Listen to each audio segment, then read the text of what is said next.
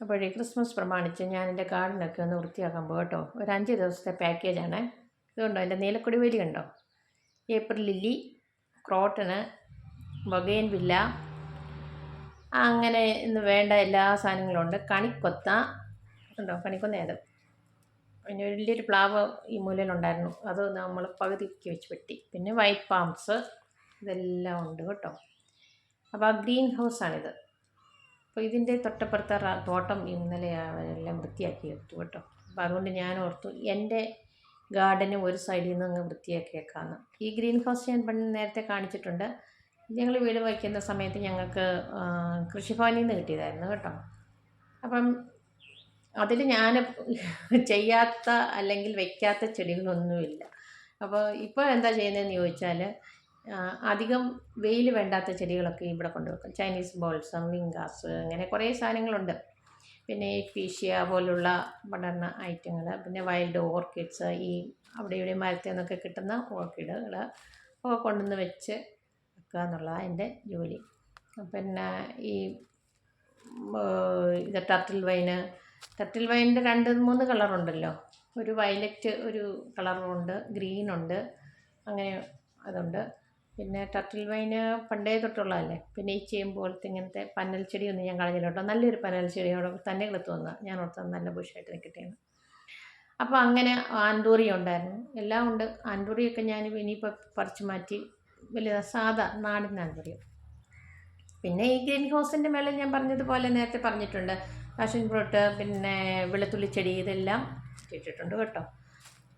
പിന്നെ ഇനിയിപ്പോൾ ഈ കാടെല്ലാം പറിച്ചൊന്ന് റെഡിയാക്കി എടുക്കണം. രാവിലെ ഒരു 9 മണിക്ക് ശേഷം ഇവിടെ നിൽക്കാൻ പറ്റത്തില്ല. വൈകുന്നേരമാണെങ്കിൽ ഒരു 4 മണിക്ക് ശേഷം മാത്രമേ ഇങ്ങോട്ടേക്ക് വന്ന് നിൽക്കാൻ പറ്റുള്ളൂ. ഭയങ്കര ചൂടാണ് കേട്ടോ. അപ്പോൾ അതിനിടയ്ക്ക് ഞാനൊരു 5 ദിവസത്തെ പ്രൊജക്റ്റ് പോലിട്ടേക്കോ, ഇല്ലെങ്കിൽ ഇതൊന്നും നടക്കത്തില്ല. അപ്പോൾ അത് ചെയ്ത് എടുക്കണം. ഇപ്പം ഞാൻ ഈ മതിലിൻ്റെ സൈഡിൽ വല കെട്ടിയിരുന്നേ. ആ വല വെച്ച് കെട്ടിയെന്ന് പറഞ്ഞാൽ അപ്പുറത്തെ സൈഡ് ഒരു തോട്ടമാണ്. അവരിപ്പം എല്ലാം വൃത്തിയാക്കിയേ. ഈ റബ്ബർ തോട്ടം ആയതുകൊണ്ട് എപ്പോഴും ഇല ഇങ്ങോട്ട് വീണുകൊണ്ടിരിക്കും കേട്ടോ. പിന്നെ അപ്പം ഞാൻ ഈ വല കെട്ടിയതിൻ്റെ ഉദ്ദേശം എന്ന് പറഞ്ഞാൽ, ഞാനൊരു ചുമന്ന പൂവുണ്ടല്ലോ, അത് ഞാൻ പടർത്തി ഇങ്ങനെ അതിലെ കൂടെ ഇങ്ങനെ ഈ വലയിൽ കൂടെ ഇങ്ങനെ പടർത്തി ഇങ്ങനെ കൊണ്ടുവരാമെന്നുള്ളൊരു ഉദ്ദേശമായിരുന്നു. പക്ഷേ അത് കുറച്ച് ദിവസമൊക്കെ നോക്കി, അതിന് ശേഷം പിന്നെ അതൊന്നും ഫോളോ അപ്പ് ചെയ്തില്ല. അതുകൊണ്ട് തന്നെ അത് പകുതി വഴിക്ക് നിൽക്കുക. ഏതായാലും വലയൊക്കെ നന്നായിട്ടങ്ങ് കെട്ടിയേക്കാം എന്ന് വിചാരിച്ചു.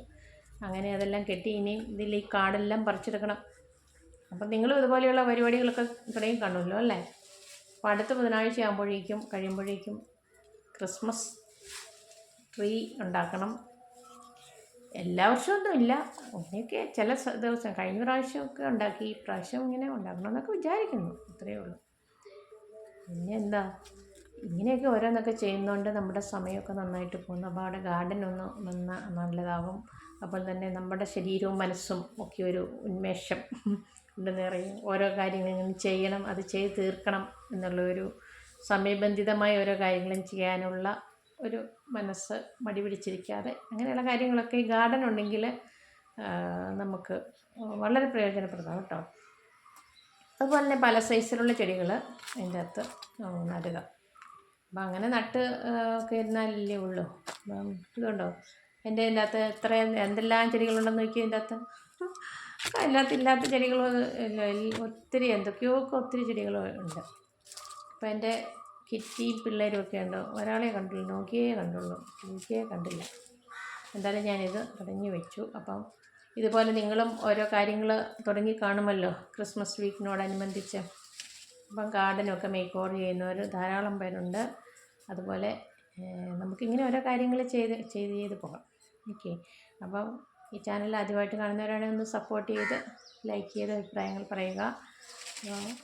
ഇതുപോലെയുള്ള ചെറിയ കാര്യങ്ങളൊക്കെ ചെയ്ത് നമ്മുടെ ആരോഗ്യത്തെ നമുക്ക് നല്ല രീതിയിൽ മുന്നോട്ട് കൊണ്ടുപോകാം. മനസ്സും ശരീരവും ഒരേപോലെ ചലിക്കത്ത രീതിയിൽ നമുക്ക് ഇങ്ങനെയുള്ള കാര്യങ്ങൾ ചെയ്ത് നിൽക്കാം. ഓക്കെ.